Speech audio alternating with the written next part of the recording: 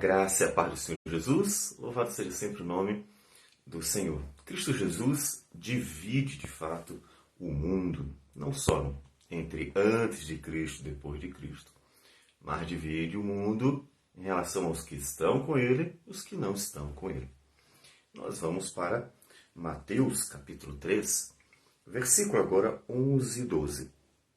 João Batista diz o seguinte: Eu vos batizo com água para arrependimento, mas aquele que vem depois de mim é mais poderoso do que eu, cujas sandálias não sou digno de levar.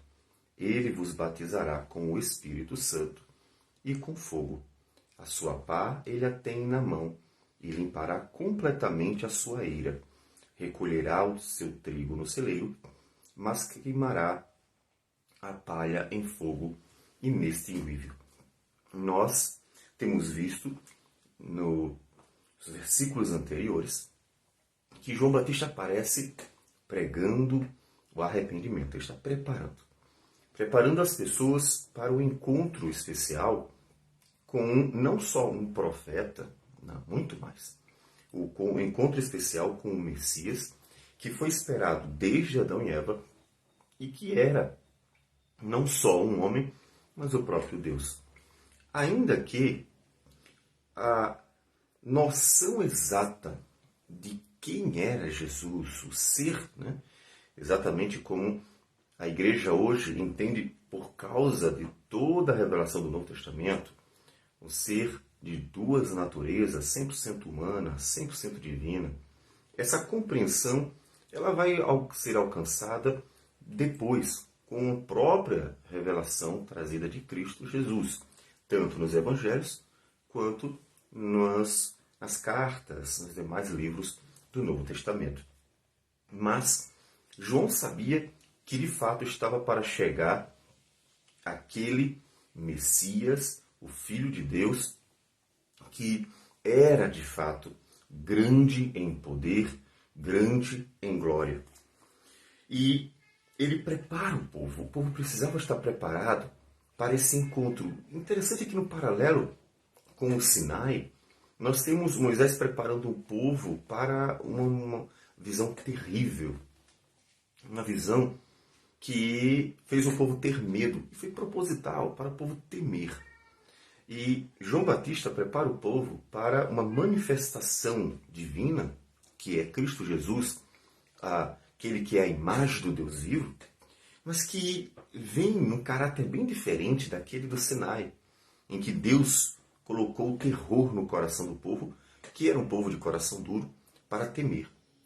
O profeta João Batista prepara o povo levando ao arrependimento para encontrar-se com aquele que veio graciosamente,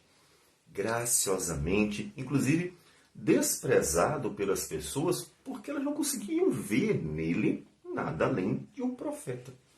Não conseguiam ver nele nada além de um homem. E o povo precisava, portanto, estar preparado para, numa vida piedosa, realmente em oração, andando com Deus, receber a Cristo como Ele é, sabendo quem Ele é.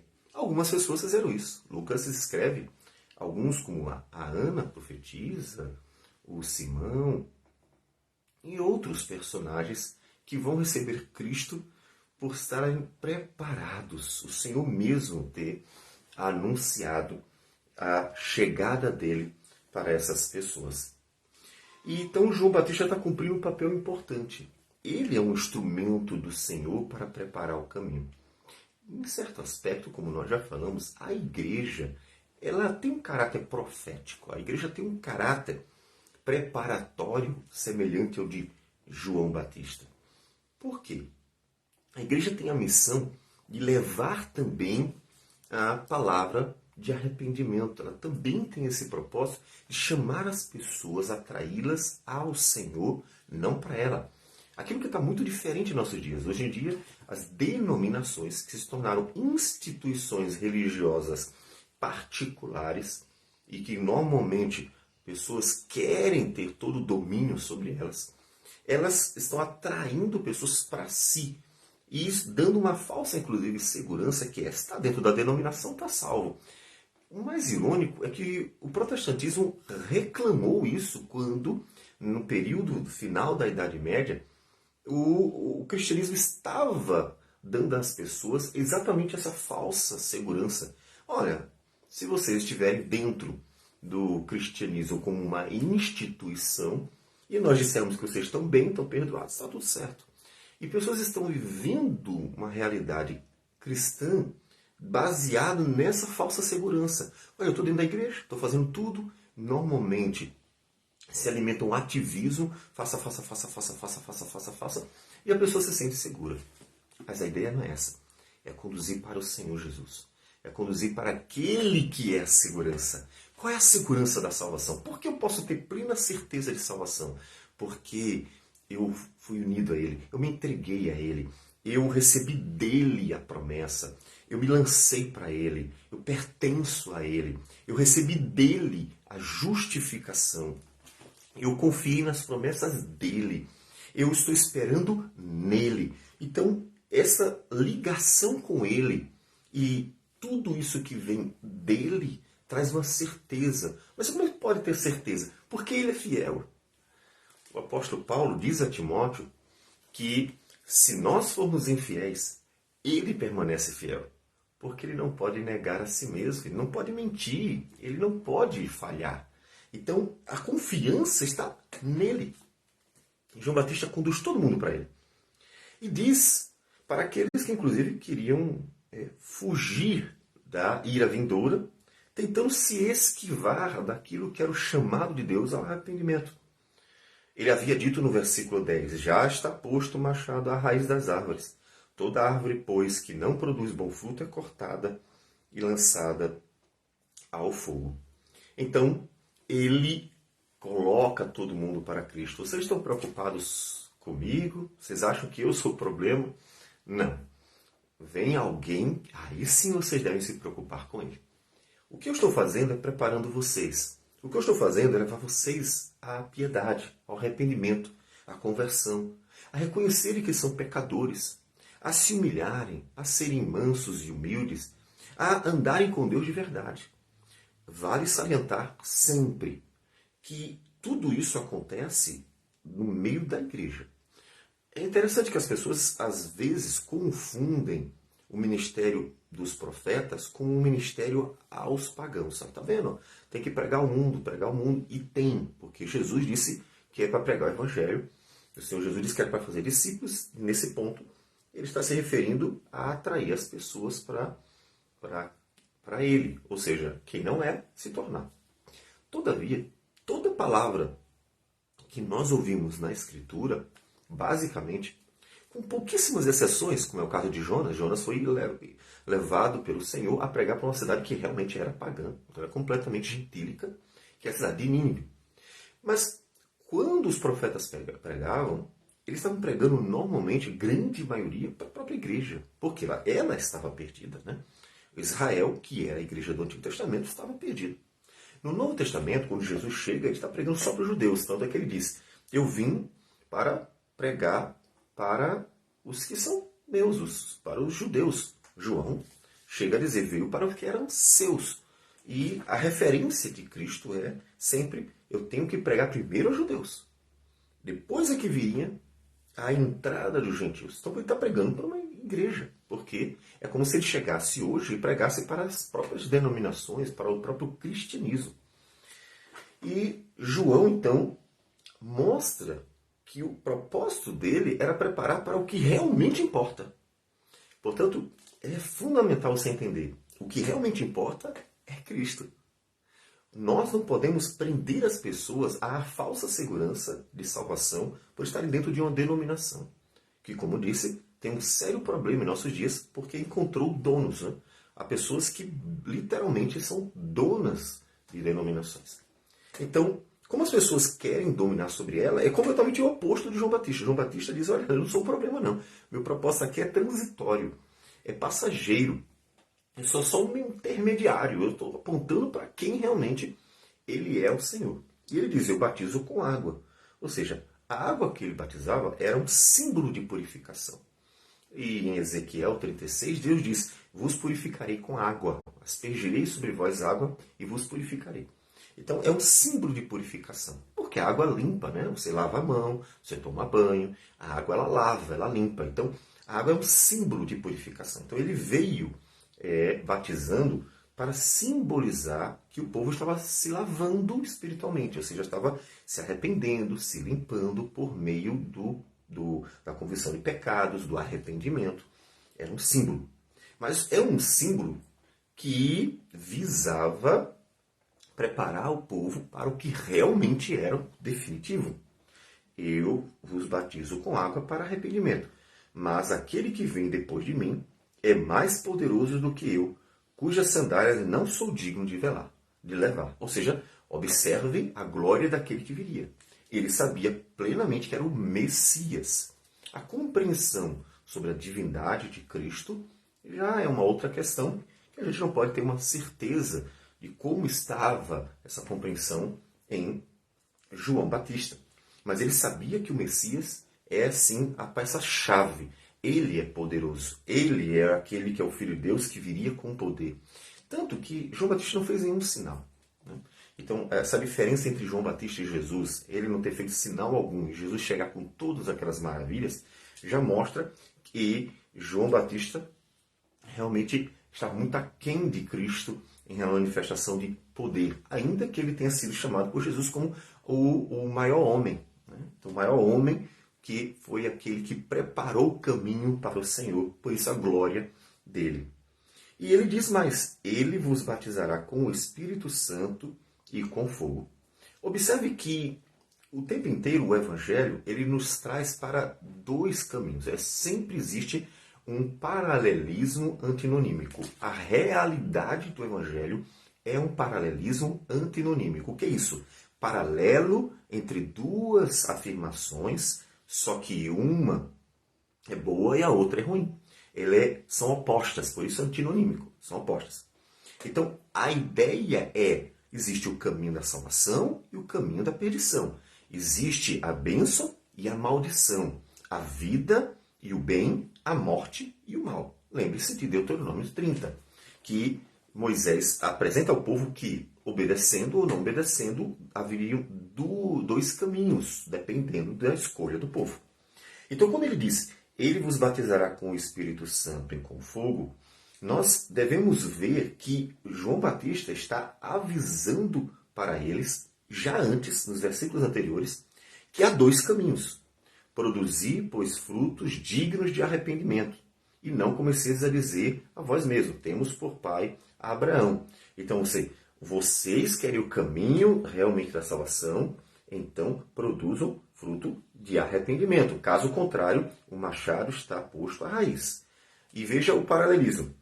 Que não produz bom fruto é cortada. Então, o que produz não é cortada, mas o que não produz é cortado. Portanto, observe que a ideia de batizará com o Espírito Santo e com fogo, de acordo com o próprio Evangelho e com a mensagem de João, é apresentar dois caminhos. É apresentar a bênção, a salvação, a vida com Deus, ou a maldição, o castigo, a vida longe do Senhor. Essa é a ideia. E isso se confirma no versículo 12. A sua palha tem na mão e limpará completamente a sua eira. Então, observe que tudo é dele. Tudo pertence a Cristo. Cristo é o Senhor de tudo, é o Deus de tudo. Nessa analogia, nós vemos que o Senhor Jesus é o dono de tudo. Como disse, ainda que a gente não saiba qual era a profundidade da compreensão sobre a natureza de Cristo, mas nós vemos na palavra dele, proposital ou não, que Cristo é o Senhor de tudo. A eira pertence a ele, o mundo pertence a ele, o mundo é dele.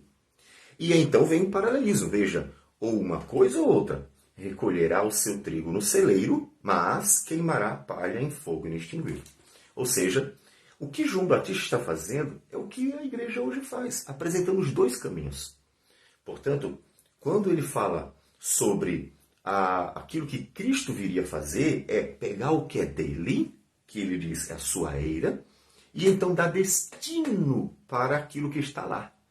O que ele dá de destino? O trigo vai recolher no celeiro, ou seja, ele vai tomar para si, porque é algo bom, mas a palha ele vai queimar. Por que ele vai queimar? Porque não serve para nada. Então, ele é só sujeira. Então, ele vai queimar a palha. Então, os dois destinos. É com Cristo que o homem tem que se preocupar. Tem que se preocupar porque Cristo é a salvação, mas ao mesmo tempo também será por causa dele que os homens serão condenados. Paulo disse que as pessoas serão julgadas pelo evangelho que ele pregava. Portanto, pessoas serão salvas por ouvir e crer em Cristo, e pessoas serão condenadas por ouvir, ou mesmo não ouvir, desprezar a Cristo. E João está advertindo. Devemos fazer a mesma coisa. Observe que, mesmo em João Batista, antes de Cristo vir, antes mesmo de começar o Evangelho a ser anunciado, que é o Evangelho de Cristo Jesus, já havia um proto-evangelho, ou seja, um evangelho sendo anunciado nos dias do Antigo Testamento. Por quê? Porque a base do evangelho é a salvação para os que creem, para os que se arrependem, para os que confiam, e a perdição para aqueles que desprezam, para os que confiam em si mesmo, para os que preferem viver do seu jeito. Essa é a base da mensagem, e essa é a mensagem para você. Nisso tem graça? Há muita graça divina nessa mensagem. Porque pense, só o fato de Deus chamar você ao arrependimento, só o fato de Deus advertir e dizer, olha, não está no bom caminho, já é a manifestação da graça. Uma pessoa, quando quer fazer mal a outra, como os homens fazem constantemente, elas articulam secretamente. Quando as pessoas querem prejudicar, derrubar, tomar o lugar do outro, fazer mal, criar problema, matar, roubar e destruir, como disse o Senhor Jesus, elas maquinam secretamente. O conselho dos fariseus e saduceus era um conselho secreto. Eles maquinavam a morte de Jesus, porque eles queriam destruir. Mas quando uma pessoa, como acontece então com João Batista, avisa que o outro está no mau caminho, adverte, disciplina, corrige, orienta, exorta, e assim ela mostra o problema, ali não é o mal que ela está querendo. Ela está manifestando a graça e a misericórdia. Por quê? Porque ela está ensinando para que a pessoa volte. Exatamente aquilo que Deus havia dito para o profeta Ezequiel. Que ele era o atalaia, que quando o pecador pecasse, Deus avisaria para ele e ele deveria avisar o pecador para que ele se arrependesse. Esse era o papel do profeta que João Batista está cumprindo e que a igreja tem que cumprir. Por isso ele disse que ela tem um caráter profético. Ela é a igreja que proclama uma mensagem divina.